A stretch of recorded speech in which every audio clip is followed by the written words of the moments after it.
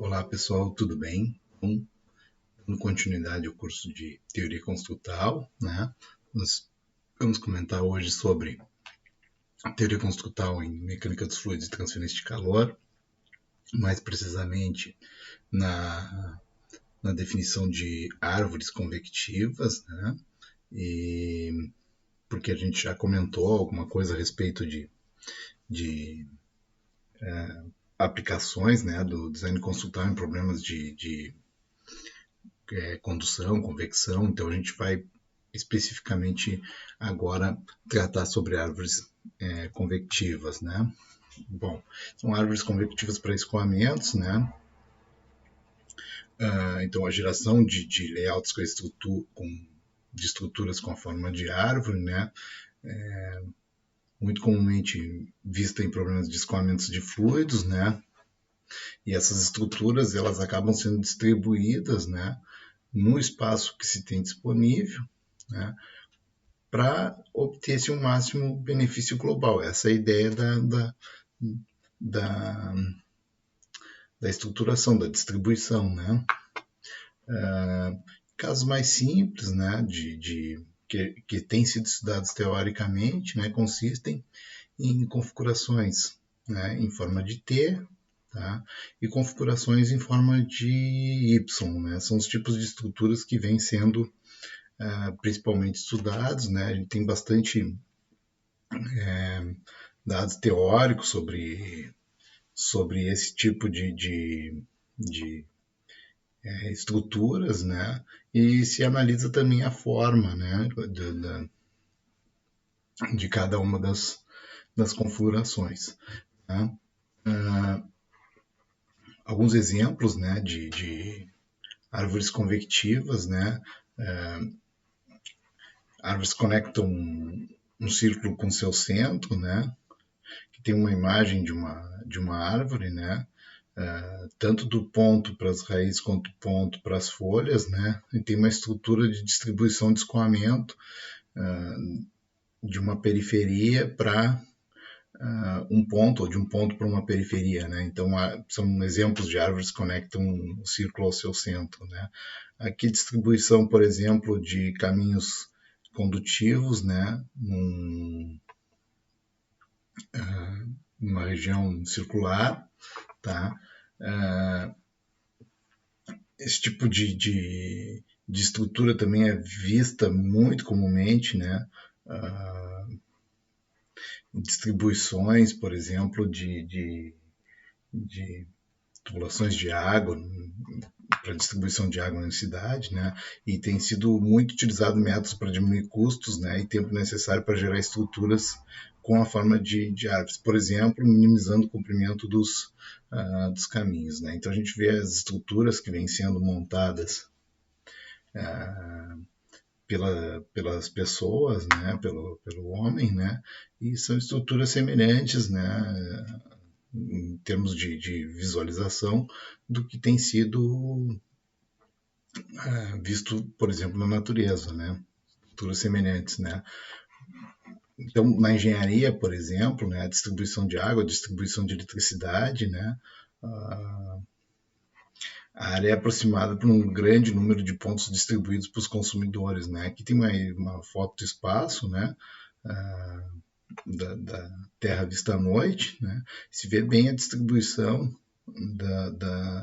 de vários pontos de energia, né? Então, as regiões que têm uma densidade maior, né, tem uma concentração, né, de energia e depois uma distribuição para outros pontos, né? E aqui uma ilustração vista à noite de uma cidade, né? E a gente tem um tipo de estrutura bem semelhante, né? A distribuição da, da, de energia, distribuição das vias, né? A distribuição das pessoas, né? Segue o mesmo padrão. Né? Então, na natureza, né? Tecidos vascularizados, pulmões, né? Sistema nervoso, bacias de rio, né? Todos têm esse mesmo tipo de estrutura em forma de árvore. Por isso a árvore acaba sendo um problema tão importante nesse curso, né? Tá? Então, aqui vem o escoamento do rio, né? Desde o nascimento, né? Da fonte do rio, né? Até as principais estruturas do rio, né? Os tributários, né? As vias principais, né? Os tipos de confluência que existem, né? Então, para se fazer uma análise matemática, por exemplo, tá? A gente pegou um exemplo bem simples, descrito no próprio livro de Bejan e Laurent, né, em 2008, tá? Sobre construções com estrutura em T, né?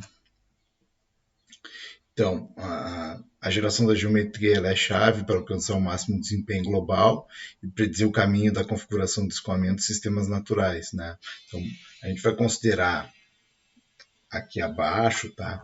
Um problema de um escoamento, né? Um tubo em forma de T, tá? Ou melhor, estrutura em T, né?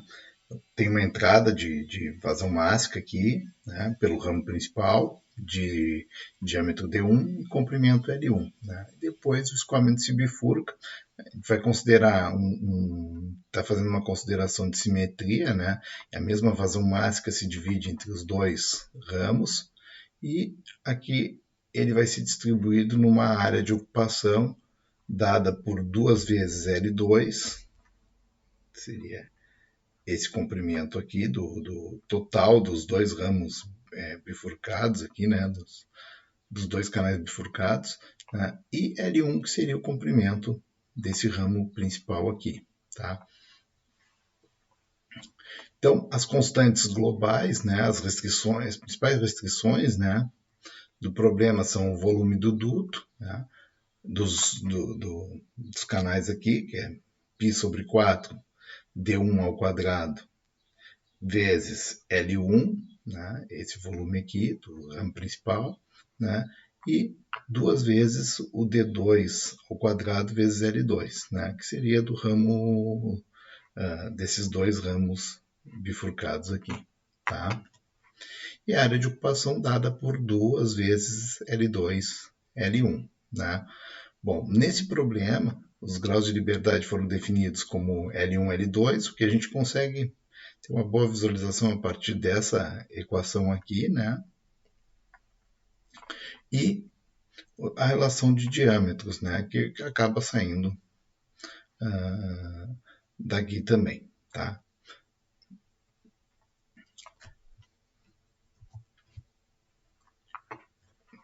Bom, as duas razões podem ser otimizadas, né?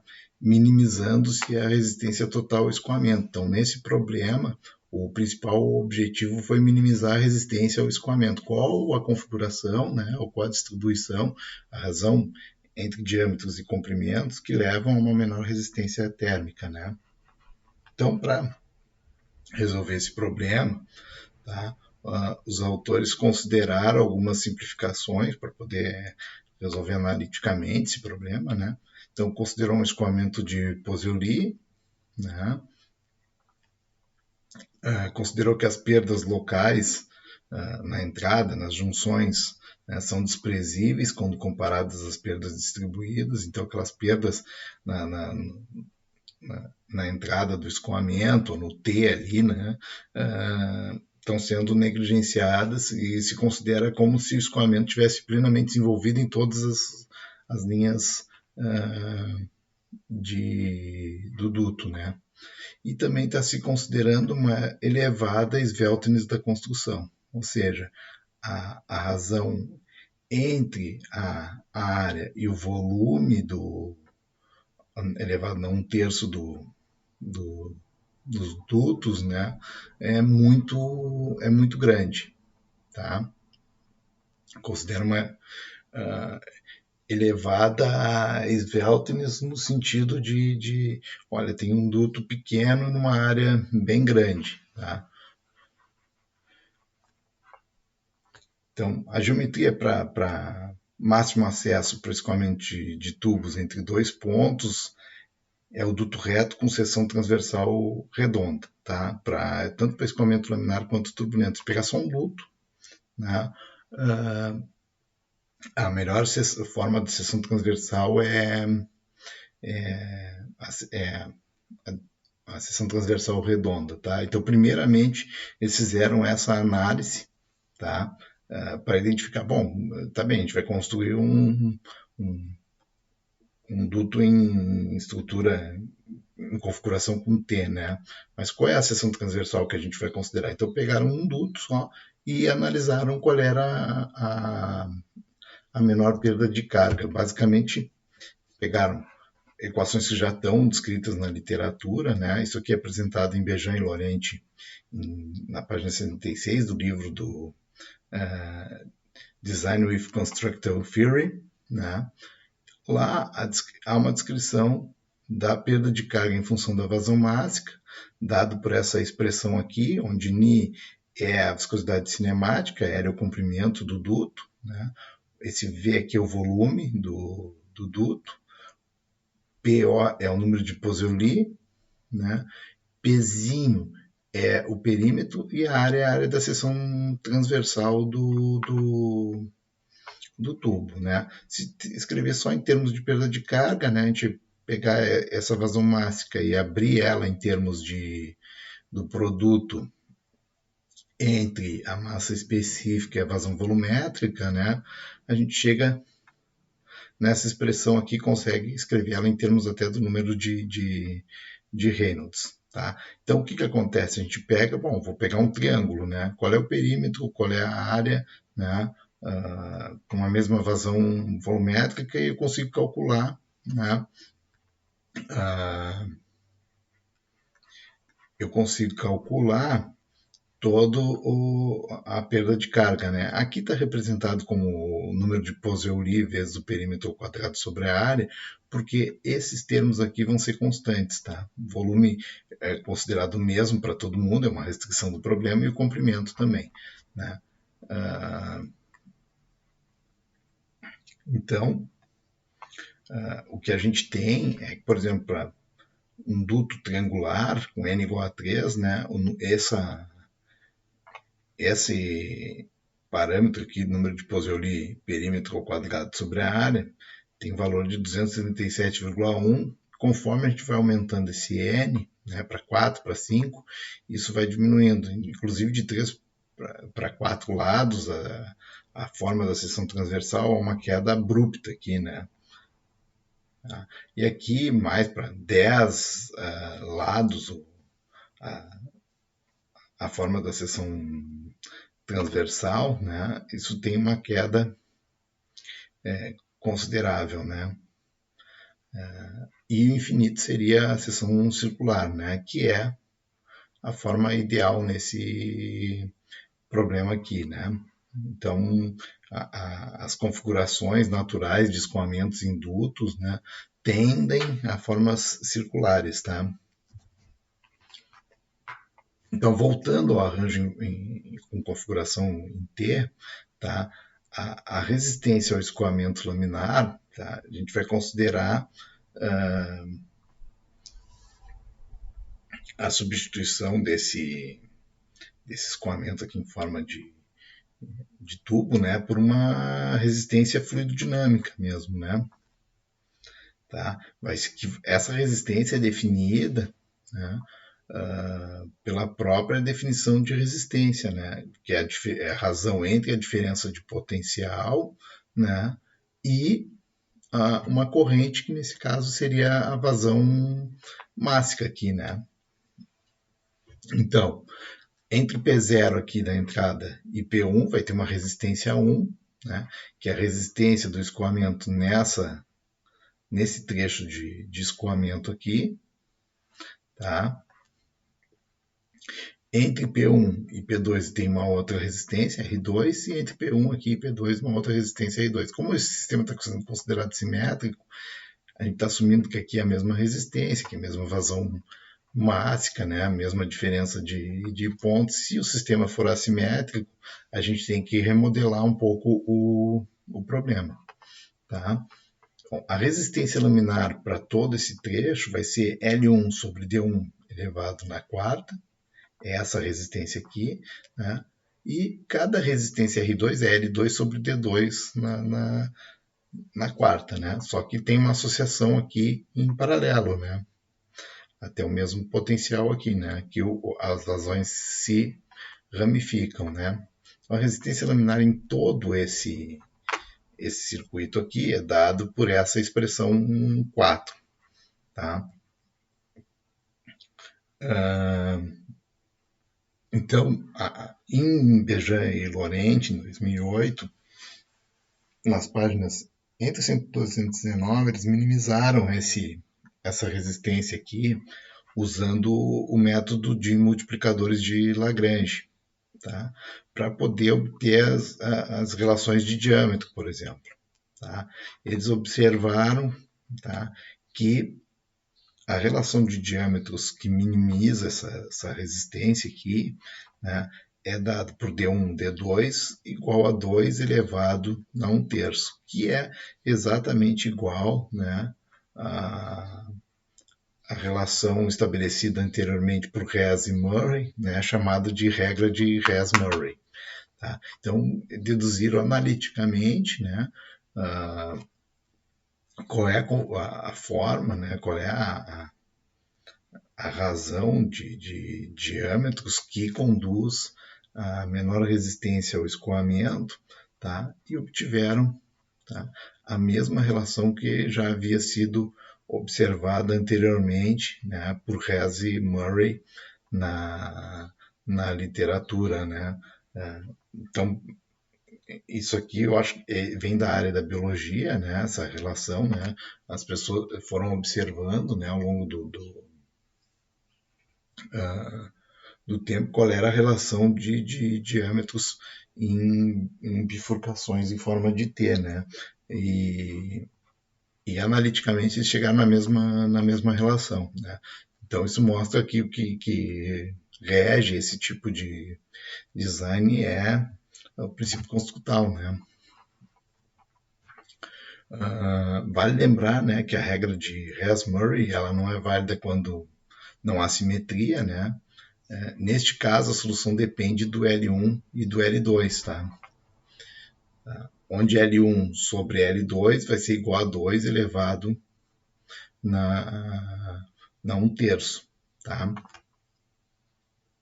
Esse inteiro 2 aqui, tanto nesse aqui quanto na relação de diâmetros, se refere à questão do escoamento estar em forma de pares ou bifurcações, né?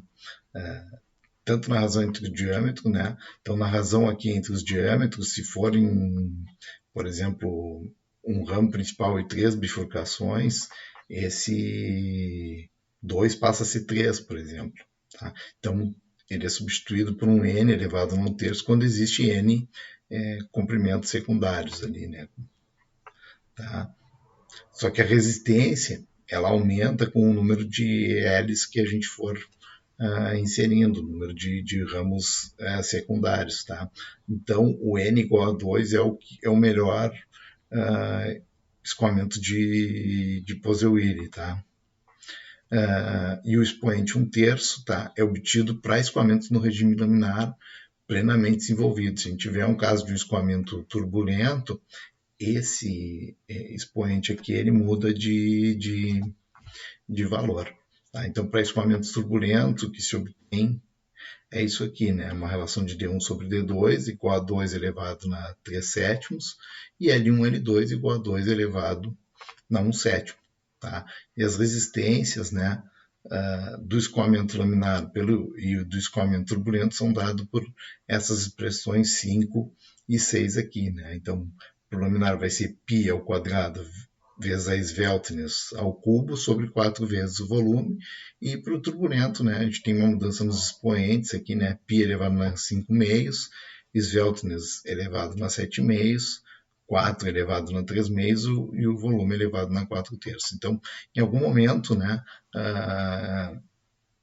Eles pararam para fazer esse tipo de dedução, né, e ver se batia com o que havia descrito na literatura, né, e os resultados são absolutamente concordantes. Tá? Só que nessa sessão anterior a gente comentou muito sobre proporções ótimas, né, razões de diâmetro, razões de comprimento e tal. Só que, bom, qual é as dimensões mesmo que a gente vai usar, né? Quais são os ótimos tamanhos e não as proporções, né? Então, o que a gente obteve até agora, D1 e D2 ótimo e L1 e L2 ótimo, vale para construções em T de todos os tamanhos, né? De uma razão de que o diâmetro é 2 centímetros, o diâmetro principal, ou que o diâmetro é 2 metros, né? A proporção é a mesma, tá? Mas qual é o tamanho mais apropriado dentre as infinitas configurações que permitem, né, que essa relação D1, D2 seja igual a 2 elevado a 1/3 para escoamento laminar? Tá? Pensando nisso, tá? No próprio livro do Design with Constructor Theory é proposto um modelo simplificado, né, e uma análise com base nesse modelo. Tá? Então, considerando um escoamento numa tubulação, né, que se tem uma diferença de pressão, tá, e uma vazão mássica, né, ele vai ter uma determinada espessura do material do duto, né, um determinado diâmetro, o escoamento vai passar por ele. E vai se considerar, né, que essa figura representa um elemento, né, em um sistema de escoamento maior. Por exemplo, um avião, né, tem uma estrutura lá das tubulações lá de distribuição de combustível, sistema circulatório no animal, alguma coisa desse tipo, tá?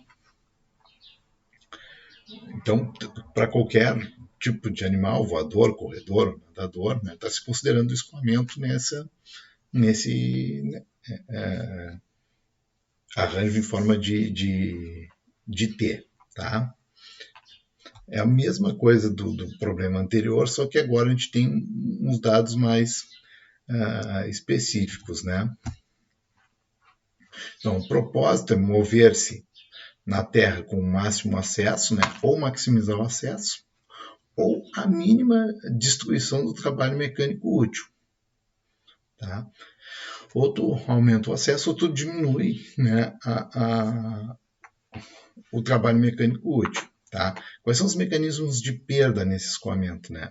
O atrito através dos dutos, né, tem o escoamento, tá, forma um atrito, ele é uma reversibilidade, você perde aquela energia ali. Né?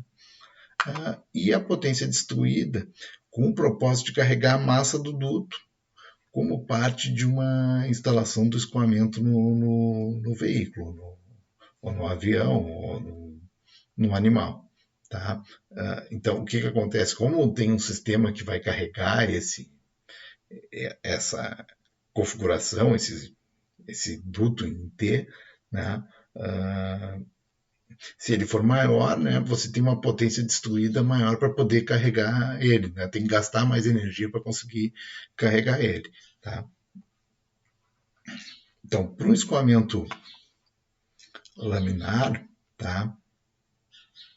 A perda de carga nesse duto, a perda de carga linear é dada por essa expressão 7, né, 32 vezes a viscosidade dinâmica sobre o diâmetro ao quadrado vezes a velocidade, né, onde a velocidade é dada por uma razão entre a vazão mássica, né, e a vazão aqui não é vazão volumétrica, né, porque não tem área, né, mas é o ρ vezes a área aqui, tá? Então sai da relação entre a vazão mássica e a vazão volumétrica. Tá? Então a perda de carga linear pode ser dada por essa expressão aqui, 128 vezes o Ni vezes a vazão mássica, π vezes o D elevado na quarta. Tá? Bom, quais são as perdas que acaba se tendo, né? A primeira perda é relacionada à potência de bombeamento, né? Que é a equação 429 lá do livro do Design with Constructor Theory. Então, a potência de bombeamento, né, por comprimento de duto é dado por essa expressão, a vazão máxima vezes o ΔP sobre ΔP ρL, onde ΔP é uma eficiência isentrópica do processo. Tá? Então, esse é o primeiro tipo de perda, né, relacionada ao escoamento dentro da tubulação. Tá? Quanto que eu gasto para bombear o fluido dentro dessa tubulação? Tá? E a segunda perda é manter a massa em locomoção. Tá? Então, a perda por comprimento do duto vai ser igual a 2 vezes a vazão máxima sobre L vezes o G vezes a velocidade aqui. Né? Esse ml aqui seria a massa do duto por unidade de comprimento. O que ele quer dizer é o seguinte, olha, aqui tem uma perda relacionada à potência de bombeamento, você tem que gastar uma potência para bombear o fluido, né? Se ele for maior ou for menor, isso vai ter um determinado valor, né? E a outra é, olha, eu quero deslocar esse cara de um ponto para outro, eu tenho que gastar uma energia para fazer isso. Então, isso acaba sendo dado por essa expressão. Tá? Assumindo que a espessura da parede do duto, tá, é uma fração do diâmetro do duto, que TW igual a εd, né, onde ε é muito menor do que 1, a gente tem que essa razão aqui de m sobre L é igual a ρ vezes o π vezes o ε d ao quadrado. Tá? E a soma das perdas no sistema pode ser escrito por essa expressão 12. Então, W1 mais W2 sobre L vai ser um C1 sobre D na quarta, onde o C1 é dado por essa expressão aqui, 128.000, m ponto ao quadrado, π, eta P sobre ρ ao quadrado. Isso aqui é a potência de bombeamento, uma resistência aqui ao escoamento, né? E essa mais C2D ao quadrado, né? Que está relacionado, né, à potência necessária para se movimentar, né, o dispositivo inteiro, o tubo inteiro. Né, tá? Então, eles chegaram num equacionamento para as potências que são necessárias, né, a partir de uma composição de uma componente de potência de bombeamento do fluido e a outra de energia necessária, ou potência necessária para carregar o dispositivo de um ponto para outro. Tá? Quando a gente tem, se a gente pegar essa equação aqui, a gente quer minimizar essas potências aqui, né? Eu quero minimizar a potência de bombeamento, quero minimizar a potência para carregar o dispositivo, né? Isso que acaba sendo feito, tá? Se a gente tem grandes magnitudes do diâmetro, tá? Isso é bom do ponto de vista de evitar grandes perdas por atrito, né? Então tem uma potência de bombeamento menor, né? Porque tem um canal maior por onde vai passar o fluido, fica facilitado, né? Mas você tem aumento das perdas devido ao aumento de massa. Tem uma massa maior, né? Você gasta mais energia para carregar ele. Tá? Então, o que acontece é o seguinte, né? Os menores diâmetros, maiores diâmetros vão ser problemáticos do ponto de vista de uma perda ou da outra. Né? Então, maiores diâmetros é bom do ponto de vista que a perda por atrito é pequena, né? Mas ele é muito grande, tem que carregar ele, né? Ele tem uma massa muito grande, complica um pouco no sentido de carregar ele. Então, foi feita uma análise, né? Chegou numa relação de diâmetro ótimo, dado por duas vezes C1 sobre C2 elevado a 1/6, ou, né, 128 vezes o μ, a vazão máxima ao quadrado, π ao quadrado, eficiência isentrópica, ρ ao quadrado, isso aqui é do fluido, e esse ρ aqui é do material do duto, né, g vezes a velocidade, tudo elevado a 1/6. Se for graficar isso, né, aqui tem um gráfico das perdas pela dimensão do componente. Tá? Para pequenos diâmetros, você tem pequena quantidade de energia que você precisa ceder para transportar o dispositivo, mas as perdas devido ao bombeamento são muito grandes. Né? Conforme você vai aumentando, né, o diâmetro, essa perda, tá, devido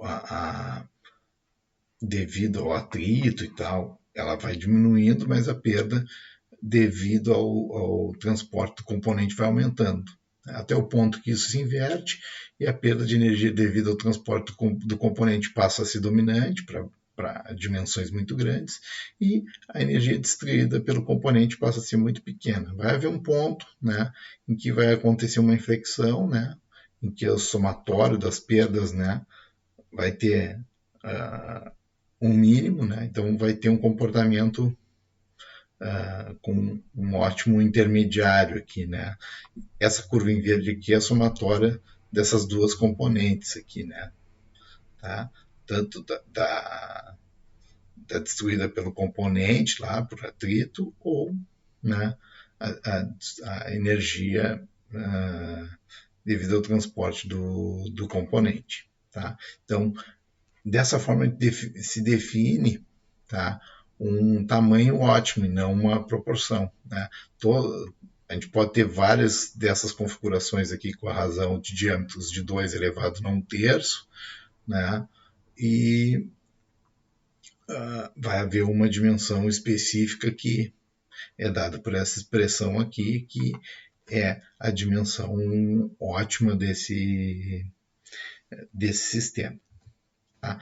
Então, hoje era isso, né? Agradeço a todos, né? Cuidem-se, fiquem bem, né?